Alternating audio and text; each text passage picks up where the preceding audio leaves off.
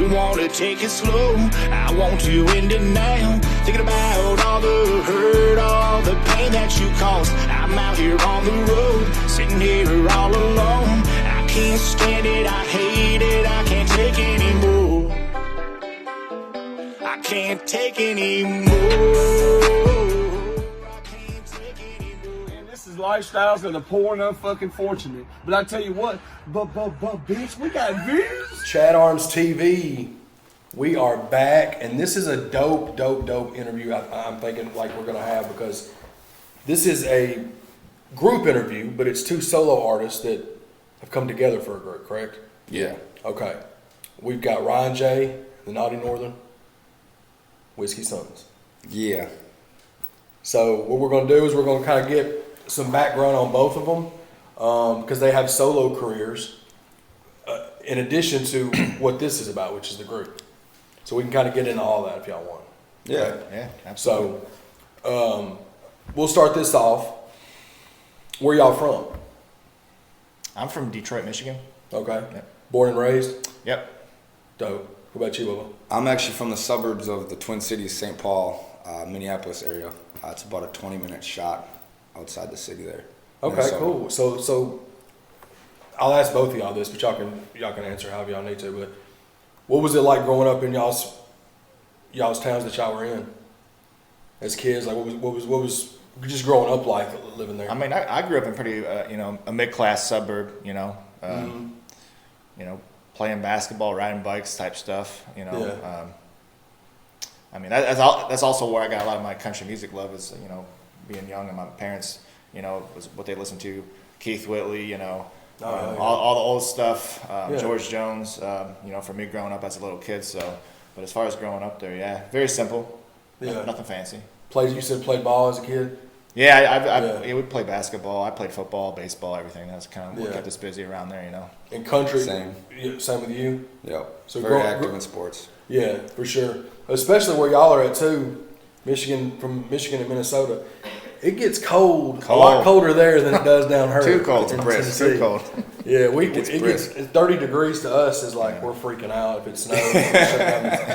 Shutting down the town. For sure. I've heard, yep. 20 degrees and snow is completely normal. In February, yeah. Yeah. So speaking about childhood, and y'all can both talk about this too.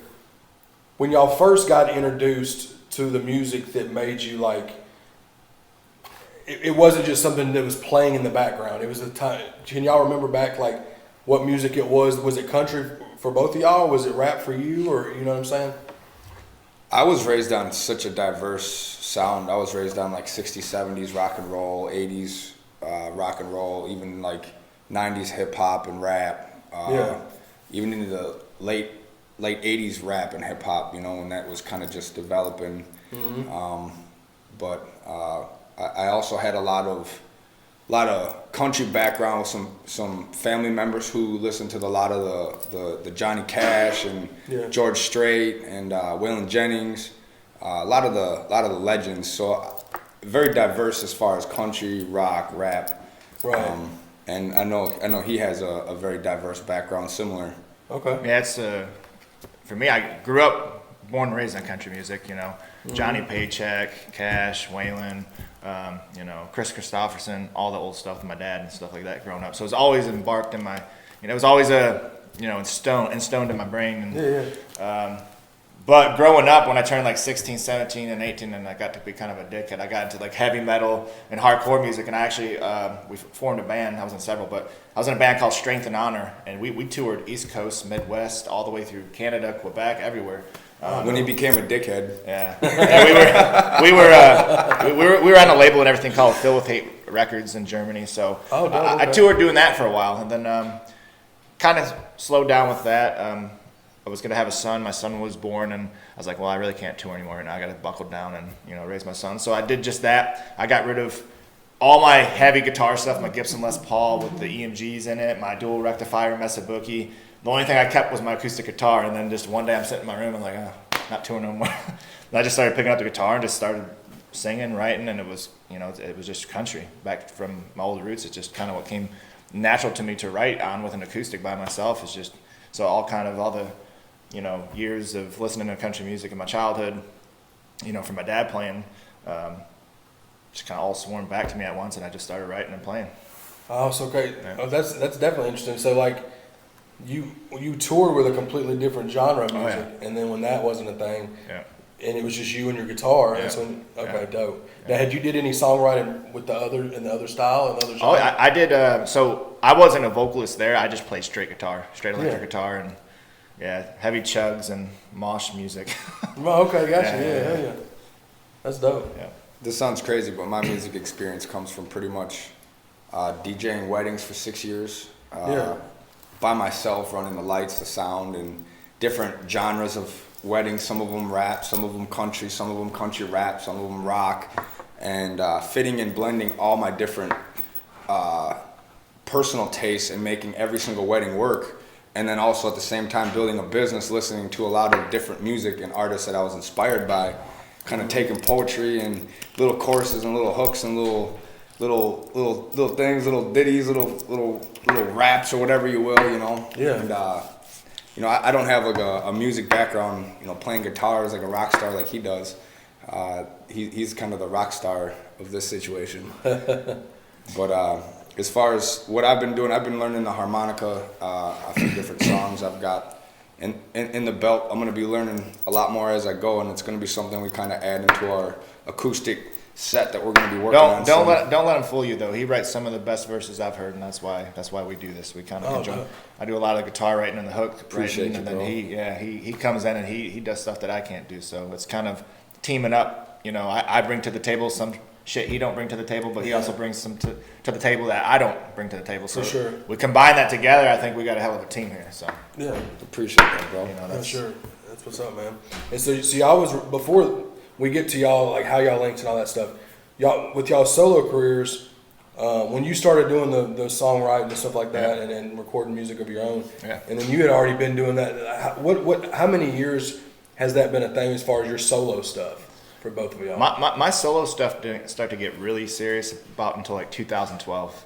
You know, I started off with smaller shows, but since then I've played, you know, a large amount of shows. You know, opening for national acts, you know, back in Detroit and stuff like that. I just opened for Chase Matthew this past February at the Machine Shop in Flint. You know, I've opened for like Creed, White Snake at like the festivals and stuff. Oh, dope. Yeah, you know, some of those kind of bands. Yeah, that's cool. Also, on my latest EP, I have Jenny Fleenor, which is Blake Shelton's fiddle player. She's fiddled on a couple of my tracks. She's badass. Yeah, Cool, on a couple of my tracks on my Plymouth Rock Sessions EP that's out on iTunes, Spotify, all that stuff. So we'll put that up on. And he's revamping all this too. All these acoustic songs he has out. He's doing. I'm putting kind of going back to how I said I came from a heavy background. Even though I grew up on country, I mean a lot of that's coming back to me, and you know, I'm putting that heaviness and that rock and that grit in my country now. So it's kind of you know, I know a few guys kind of like Hardy are kind of doing it and stuff like that, but I mean, I'm putting kind of a different twist on it, you would say. Yeah. Yeah. So that's cool. Really excited for everything that's about to come out, you know, from here on out for me. But Yeah, that's dope, man. And he said his started like in 2012 when it started getting serious with solo stuff. What about for you? As far as being an artist, or as far as his music goes? As far as just being an artist and releasing music and recording like it and.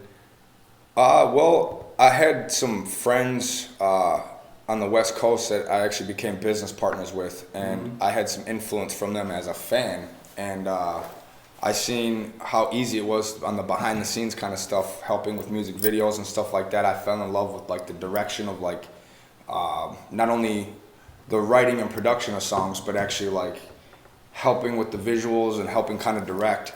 And as soon as I came back here in 2019 in Minnesota, as soon as I flew back to Minnesota, I knew that music was something I was going to get into. And marketing standpoint, I thought 2020 was going to be the starting point. So I had some songs building up and some ideas of some songs building up. And I had my first music video release January 1st, 2020. And Drink a Little, Smoke a Lot. Okay. Gotcha. And like months later, COVID hit. So it was like the worst time ever to be like, hey, I want to do music. This is really expensive to get into, and then there's nobody to even listen to your stuff because everybody's locked down.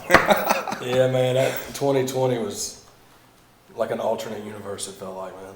Really. It was. But it was a sink or swim kind of thing, especially for artists and content creators, because you had to change. I mean, everybody had to change up their lives, but it's definitely something that, like, us as content creators, meaning music or videos or whatever, COVID was definitely something that nobody was ready for. That's for sure. No, it caught a lot of people by surprise. Yeah. I mean, it helped my business for a while because everybody was at home. I run an online shop, and we just ship stuff around the world. People just buy the stuff. You know, I don't have to tell them about it. I don't have to tell them how much they want it or need it. They buy it themselves. They just ship it. So everybody was at home doing that because they had nothing better to do. So I was spending time building the music career, and the sales were climbing. And then now that everybody's, you know, out, the sales have declined, and it's opened up my time a little more to do some more things with music, like some more productive music videos. Actually, my friend, we made a lot of lyric videos together during the COVID times. Oh, okay, gotcha. You know, it helped kind of keep us busy while we were also making these music, instead of going out of the craziness way of walking around in society and trying to get your friends. Risking stuff, yeah. You know, it was just, I guess, easier to make lyric videos for that small time frame. But we're back at it. We're actually down here in Nashville also doing some filming. Really excited about that. We got two songs that are released, What a Night and I Can't Take Anymore. Okay, I'll put the links to them in the description for everybody to check out. Thanks. Badass. Yeah. Appreciate y'all. Yeah. So we're captivating different scenes and different treatment and different situations and scenery. As you know, obviously every song and video has its own little spice and flavor that it needs to it. So we're trying to maintain and keep that all in check in the next few days here, and we've got some plans today and tomorrow. And it's actually an honor to sit here and chat with you, Chad. Hey man, appreciate y'all, man. I've checked your shit out thoroughly, and I'm really impressed, man. I dig your style. I really do. Yeah. I dig your flavor, your lyrics, your choice of lyrics. Yeah. I'm kind of a critic when it comes to like lyrics, because some people just kind of pick lyrics and they just throw them out there because they think it just raps good. And I see how you're a little bit more dissected, and I appreciate that. I appreciate that, man. That's dope. I thank you for that, dog. Hell yeah, man. So let's get into Whiskey Son. So how did you two meet? How did that link up? Was it just a music thing? Have y'all known each other for a while? How did that come about? It was definitely we met through Good Old Boys that we played some shows out in California on the West Coast. Mm-hmm. So yeah, we got out there and we played a couple mud bogs together, and we met at the first mud bog, hit it off, got along. Then we played another mud bog, got along. And the next thing you know, we're talking about started talking about doing music together, doing it. I think he came to me for a feature first, like, oh, let's do a song together.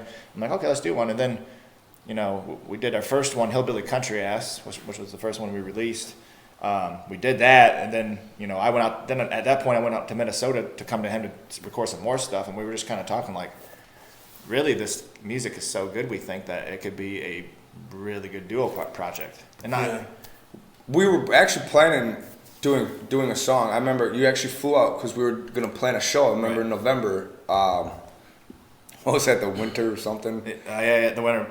Yeah, it was something jam. A winter blast or. So I remember that now, man.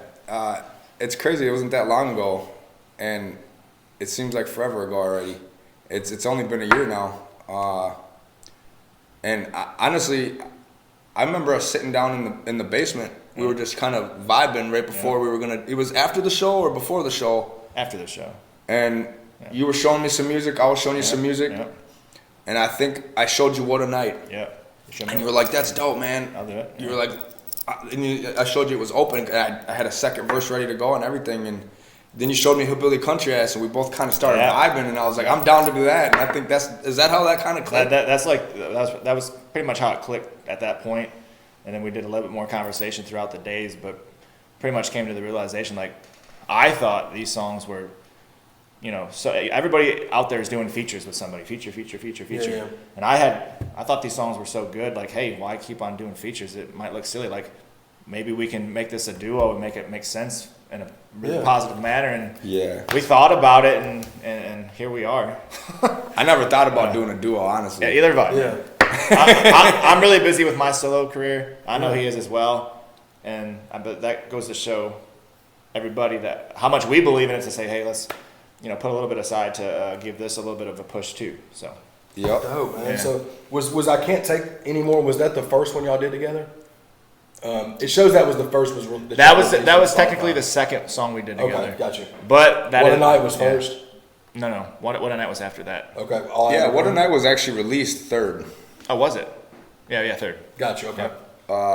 Hillbilly Country Ass was actually our first one. Yeah, but it went under our individual names because we didn't have a Whiskey Sons platform yet. Gotcha. You had that song for several years. I mean, Yeah. you were playing that for a year. He already had that kind of down for a while. That was already his kind of song he was playing, but it wasn't like what you didn't really have kind of finished.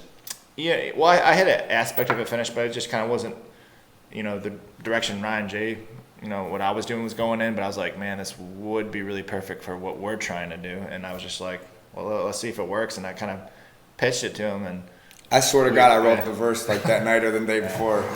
I mean, he was like a kid in a candy store. I was excited about that because I really liked the song. And when he started jamming in the basement, I was like, hell yeah. I felt like it was a really cool song. And I went to work on it right away. Hillbilly Country Ass. You said is that the most recent one that y'all have out currently? The song and video is out, Yeah. We actually did a remix too. We did an '86 edition, which that's what it's showing here. that's my favorite edition. Okay. Yeah, That's pretty badass. It's more rock influenced, and I think that one bangs a lot more. If I was gonna have somebody listen to it for the first time, I would say the '86 version all the way. Okay. Who's the lead? Who did the guitar on that one? So a guy named Steve Langley, he's out in Michigan, back by me, but he worked with all the old school '80 bands. He's recorded for Whitesnake, Poison on guitar. He's one of the most killer guitar players ever. And he actually, his brother works for Warner Brothers and manages Kip Winger and all those guys. Yeah, so kind of like the '80s group, and you can kind of hear that '80s influenced guitar in there, but it's so cool, man. I love it. So happy for that one. Yeah. So where'd y'all film Hillbilly Country Ass at? Was that up where did y'all film the video? Actually, we did it at a Mudbog in Coalinga, California. We were co-headlining. It's one of those Mudbogs. Mudbogs. Yeah. Yep. Those are great settings for videos, especially for that style of music. I mean, it's kind of like the picture already gets painted for you by everybody being there. Yep. You don't really have to. You just got to do your thing, really. I like to put some treatment behind it with that in mind. Especially if there's already people there, hell yeah, take full advantage of something like that. Yeah. I didn't want it to kind of be a Mudbog song, so we added a little bit of that in there without it being a Mudbog video. Right. Because we do talking about, he does say, have fun. At one point he talks about the cop getting stuck in a mud pit. Yeah. So I wanted to visually put that in there before we did the video, and even having a cop in the video. So my wife volunteered, and we ordered a cop uniform on Amazon, and just in time before we were able to take flight to go down there and do the event. So she's actually the officer pulling him over in the beginning. Oh, okay. And it was a lot of fun. I've enjoyed hearing some of the feedback people have said about that, and some of the other songs we're building. I Can't Take Anymore is one like we're really focusing on as a really big push on a single, and it might even piss some people off because it is kind of geared a little bit mainstream, but at the same time, it's a damn good song. I think it could be all over the radio possibly. I mean, 100%. Yeah. I don't like to toot horns, especially if it's songs I've done or he's done or we've done together, but the song itself just has like a very radio vibe. It has a mainstream vibe to it. He's got a mainstream voice. He's got a mainstream, appearance. So that already is kicking ass when it comes to the hooks he's writing. So when that first kicks in, when the guitar kicks in and then he comes in with the hook, it's got just a very captivating sound. And it's something that you could just instantly hear yourself driving to changing radio stations, and then this comes across, and you're like, wow, what the hell is this? Right. Yeah, You know? Yeah. And I'm not a big fan of the rollout red carpet stuff in that bougie life because of the lifestyle I grew up in. Yeah. Living in an apartment most of my life. But as far as the qualities that this song has, it has that red carpet sound. And a couple of the songs we're working on also have similar sound. I'm really excited about the album we're working on. We wrote a new one yesterday on the way here, driving down. Yeah, so. Oh, dope. So Yeah. I was going to ask you how. Obviously, it's got to be good for y'all to be doing a dual project, but how is chemistry as far as writing sessions go with y'all? I mean, they're pretty quick. I mean, a lot of times, for instance, you know, sometimes I'll pitch him something or he'll pitch me something, and he'll write his part, I'll write my part. You know, we'll tap it in together. Yeah. You know, and sometimes he'll send stuff from me, to me from Minnesota and stuff like that. But there's been other times where, we're hanging out together in the car. Like yesterday on the way here, I can't take it anymore. I was in Minnesota. We hopped in the car to go to a music store to get some shit. And he's like, hey, man, check this out. And I just, boom, melody in my head, boom, pen and paper, boom, done. Yeah, I had the Yeah. beat. So- it was one I'd been sitting on, and I figured it'd work good with some of the other songs we're working on. And right away, on our way to go get a capo. A capo. Capo. From a guitar, yeah. Yeah, it's one of the things you just grip onto the Yeah. end. He doesn't know. And so we had to rush because we were doing some recording and Yeah. adding some stuff into some songs, so we needed that, and so we had to rush back up to the music store. It was our second time going back up there, and I'm not even kidding you, we weren't even 2 minutes away from my office, and if I'm lying, stop me. We weren't even 2 minutes away from the office, and he already had this hook. The hook that you hear, the opening hook that you hear. Yeah. He pretty much already had it done, and I was like, dude, that's it. We went immediately upstairs and tracked it. Yeah. Oh, cool. As soon as we got back, because I had my buddy already waiting there, and he's my personal engineer. He's a good friend of mine, and he's done a lot of work. So he was there already doing some work with us, and so as soon as we got back, we were like, let's get this in, let's record this. He was ready to go, That's dope, man. Right. That's how you know you got something. That you know you're onto something when it comes together like that. Yeah, look, You don't have to worry about it. us writing songs is pretty painless, man. It really is. Which even sometimes, even with my own solo stuff in my songs, like sometimes I'll sit on shit for like 2-3 weeks and really make sure. And then like some of our stuff, like we'll just like boom, boom, boom, and it all makes sense to us. We're like, oh damn, Yeah. it's weird. It's crazy how that works sometimes, man. And it's cool for me to be able to pick y'all's brain about that, just because what y'all write isn't traditional, just rap songs. Mm-hmm.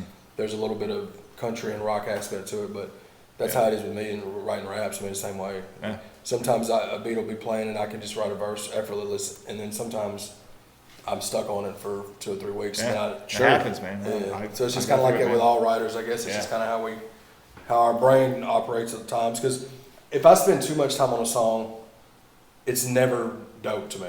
Like if I have to force it, or if I feel like I'm forcing it, that's when I'm like, I don't want to do that because it's not going to be what I want it to be. I've found similar thought in that, actually. Yeah. I've spent 15 minutes on songs, and I've spent 1,500 hours on a song. Yeah. It's like, yeah. but what do you want to do with that time, Yeah. And sometimes that's how it goes, I guess. But also, in addition to the Whiskey Sons, you just released a solo song, Yeah. Darkness Inside, with a video. Yeah. That one's dope. So I checked that out when you dropped it the other day. Thanks, bro. You want to talk about that a little bit, like the solo, because you're still in the midst of y'all releasing group songs. I'm sure y'all are both still working on solo stuff too, Yep. which is dope. I So appreciate you want that. to talk about the Darkness Inside, like the video? Like, would you shoot the video up there where you're at? Yeah, actually, the song came to me. So the producer of that one, Adam, Dub 3030. Oh yeah, shout out Dub, yeah. He's been wanting to work with me for over a year now, and I really like the dude. And That's my dog, man. He He's, does all my mixing and mastering, everything, and I got a lot of beats from him too. he's got roots. I've found. I mean, Yeah. I've found he's connected with a lot of people. He's the man, dog. So so I finally gave him. I don't want to say gave him an opportunity, but Yeah. I've been sitting on so many beats, so I didn't want to be an asshole to him. But I've just been forking out so much money, and as you know, exclusive beats, they're more money. So sitting on those, just the more you buy, the more you sit on them. So I've been trying to get rid of some in the nesting pot, and since I've gotten so many of them pushed away, since this small little run on a fluke of a tour I had going on. we had a dwindle in those. So I finally looked at some of his catalog and I found Darkness Inside, and I was looking through some of his beats and I found this heavy metal, almost like a hip hop, but it's more heavy metal. And I was like, this is cool. I'm surprised nobody's kind of done anything. And I can see he deals with a lot more country rap artists, so I could see how people just probably skipped right through that shit and they were like, nah. Yeah. And I threw that in a pile of 3 that I was thinking about, and 2 of the other ones actually I picked up for 2 of the projects we're working on an album that we're working on together. So the Darkness Inside was a Naughty project. The other 2 that I got from Adam or Dub 3030. Oh, so you got 2 more from Dub for y'all. Yeah, I picked up 3 total. That's dope, bro. I picked up 3 I total. look forward to that, man. Because like I said, Dub and me, I mean, he just mixed and mastered a song for me last night. Man. Me and him talked. Badass. Did he do Till the Wheels Fall Off? Or no? Yes. Oh, that's a great one. So we're doing a song called Till the Wheels Fall Off, and he produced the beat for that as well. Oh, dope. Hell yeah, man. And he has a band, and I'm building a band. So even though we're working with production of stuff behind the scenes, we do have bands to actually produce this stuff. I'm personally going to be working on more in-house stuff moving forward. I don't mind working with some producers, especially dope-ass artists like Adam, and I got another friend, Troubadour, has done a lot of my music. Okay. I'm finding he's starting to kind of nestle and make his rounds as well, but he's probably done, I want to say probably a quarter, if not almost half my catalog. Okay. Awesome. So I've worked with him a lot, Andy, and shout out Troubadour. And Dub 3030 on those, but I do want to work with my band, and I'm sure he agrees because he does all his own production. He don't buy beats.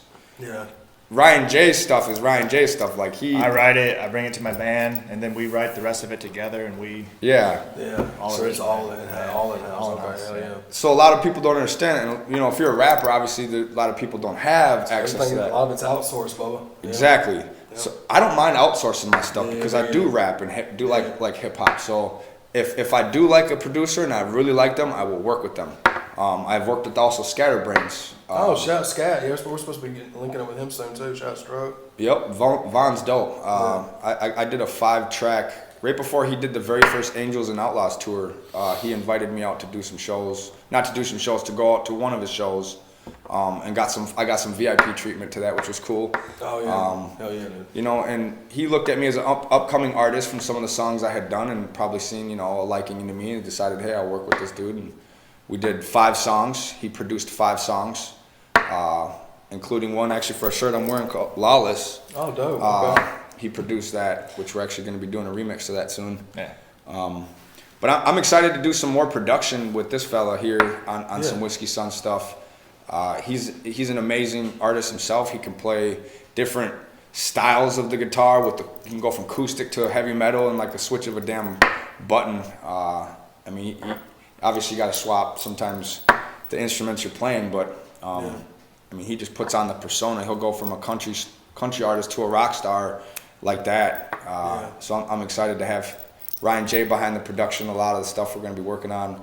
Also, my buddy Salvi is going to be doing a lot of the production and stuff. We're going to be working on some beats. Your engineer? Yes. Oh, dope. Oh, yeah. He's also very talented in the background of doing some other stuff, editing and some beat production. And he's gotten better. And we recently worked on a beat. We called it Vakiro. I'm not even going to attempt to say that. But that's anyways. We were listening to it the other day, and he wrote a hook to it that's just another smash. On the way here. Yesterday. Another smash hook, I think. Again, it's all opinion. Some people think it's garbage, but from my perspective, when I see something, especially if I haven't written it, I have an ear on it, and I'm on the fence if I like it or don't like it. Yeah. I like to think I have somewhat good taste. And this dude's a beast when it comes to hooks, and a beat that just came from nowhere. So our very first in-house beat ever that not only I've ever done in-house, he's done his own in-house beats, but now our very, very first in-house beat that we've done as a Whiskey Sons project, we've got not only the beat in the works, but we've got the lyrics in the works. So we're wrapping it up now. We're on like song, number 9? 9. So we're doing a full length. Yeah. Full album. I think we got like 1 or 2 more, something like that. Yep. We're focusing on. So we got 4 singles out on that out right now. We're not releasing any more singles on it, and when the album's done, we're looking at into maybe spring, hopefully. We are releasing the official music videos for "I Can't Take Anymore," "What a Night," and "All I Ever Dreamed." But as far as releasing new singles, yeah, it's gonna be when that record comes, which is hopefully early 2023. Oh, dope. Yeah. Yep. At least y'all gonna have those other things in the out for everybody to check out. Oh, absolutely, yeah. And we're gonna get Yeah. we're gonna get these videos a lot of exposure, and we're gonna pop them up in everybody's feed and get it out there and stuff like that. So really, we haven't made a huge push with the Whiskey Suns yet because we've been waiting on these videos, and we've been really taking our time, lining all the ducks up in a row, and just ready to launch them on. We're just we're not doing anything really premature. We're really taking our time, doing everything right, and waiting for that window of when we need to do things and how we need to do it, and just execute it properly. So no, for sure, man. Yeah. I'm looking forward to it, man. And like I said, we'll put y'all's links, y'all's socials in the description. And I know that there's a lot of people that watch the interviews that'll hopefully tap in, because people love the interviews, man. Especially when they're loving getting to know artists that they may not be familiar with. Some of them may with y'all, but some of them may not. But that's what it's about. It's just that exposure, man. And I think that absolutely, I think it's going to do well for y'all, especially if y'all are this excited about it. That's always a good thing, when you got two artists that aren't even necessarily from the same genre of music, but if y'all are having good chemistry with making and creating songs, so and people love the mashup stuff now. You know what I'm saying? Look at country rap, bro. Look at just country and rap. It's evolved a lot. Yeah.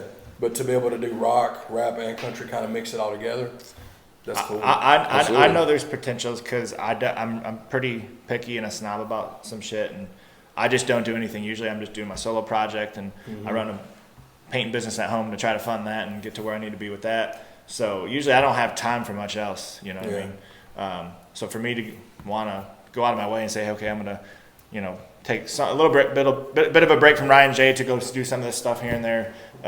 That's telling myself a lot. I'm like, okay, if I didn't think it was worth it, I wouldn't do it. Right.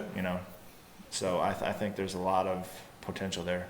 Sweet, yeah. And this will come out in a couple of weeks, so maybe by then y'all will have, I don't know if y'all will have other visuals out from any of these other songs. We might have a video close to done. We'll have to see. Yeah, I mean, we got a lot of content last night, so a few key more scenes that we're trying to tap in. But other than that, we're really close. So dope, man.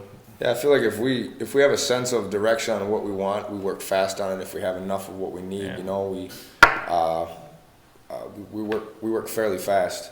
Yeah. Actually, and I have horrible ADD/ADHD, so sometimes I jump from topics going back to Darkness Inside. That was something we worked very fast on. That song from start to finish, between recording the song and the video, I think it was probably maybe a month turnaround, maybe a 30-day turnaround around that.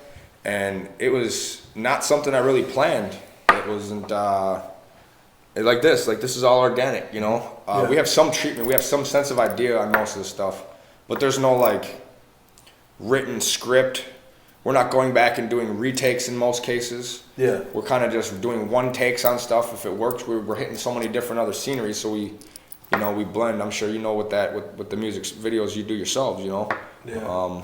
So it really comes down to just the drive, having the sense of determination to get what you want, because if you don't, nobody's going to do it for you.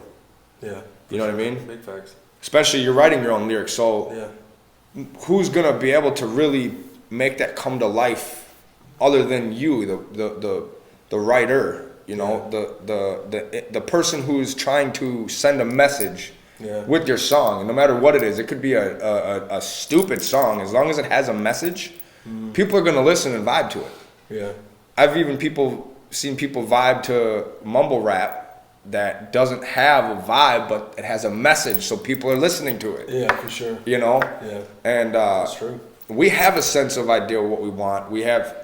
He has a very, very strong sense. He wants to quit his job, his career in the construction world, drywalling, and painting. That shit's no fun.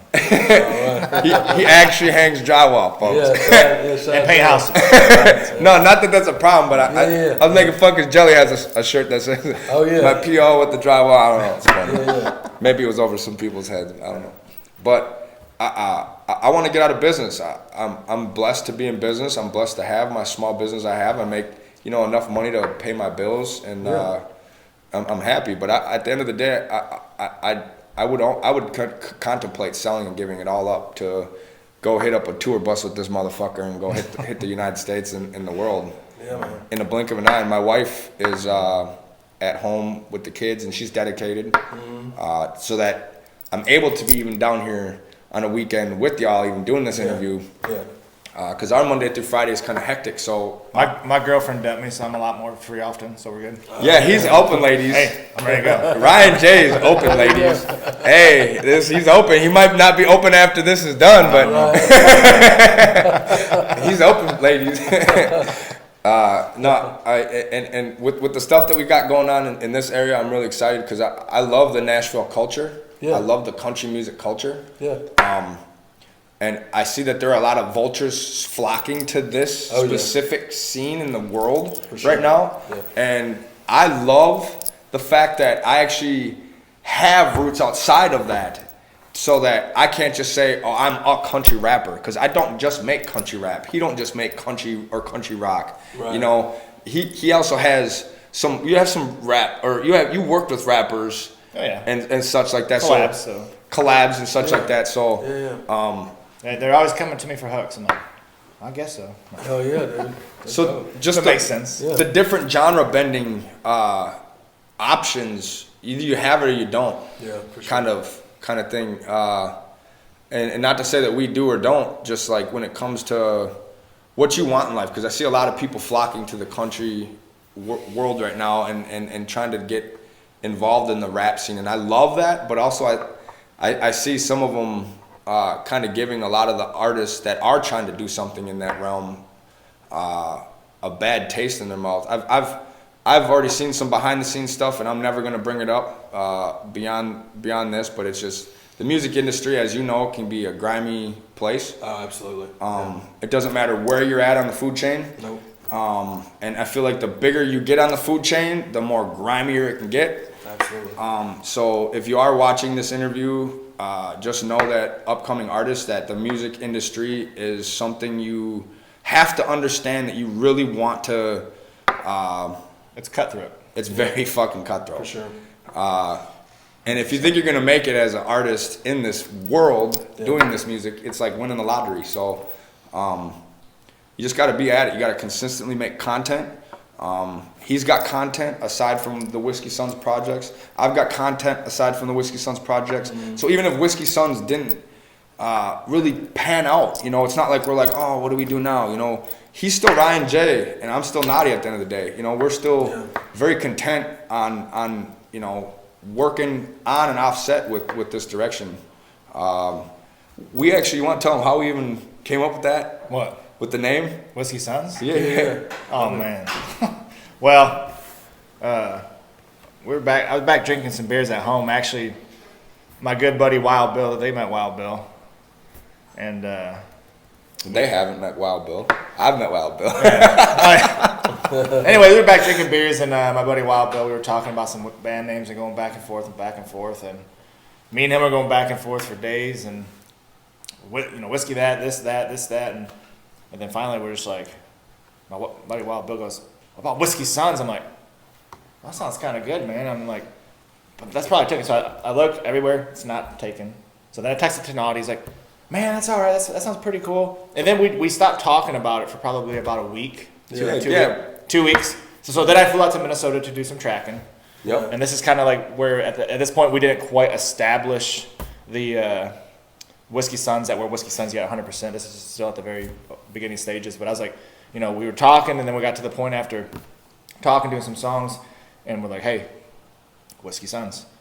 And He's like, dude, that is good. And we're like, oh, that's it. So we started looking at everything and just getting everything finalized, and Whiskey Sons it is. I think we juggled it too. We were like, Sons of Whiskey, Whiskey Sons. I don't like Sons of Whiskey. You know, Whiskey Sons is dope, and it's dope that it wasn't taken. Yes, because it's such a cool it is. name. You would think it was already taken by somebody. Well, you know, and that's funny because I looked on everywhere. I Googled it. I looked on Spotify platforms. Nothing. Obviously, being an independent YouTube, artist, Oh yeah. it's easy for us to just quickly look on there, you know. Yeah. And not only was Whiskey Sons not taken on any platforms, but it wasn't like anywhere on Google. And I was able to find on Facebook though that there was a group of fellas back in 2014, 15, maybe 16.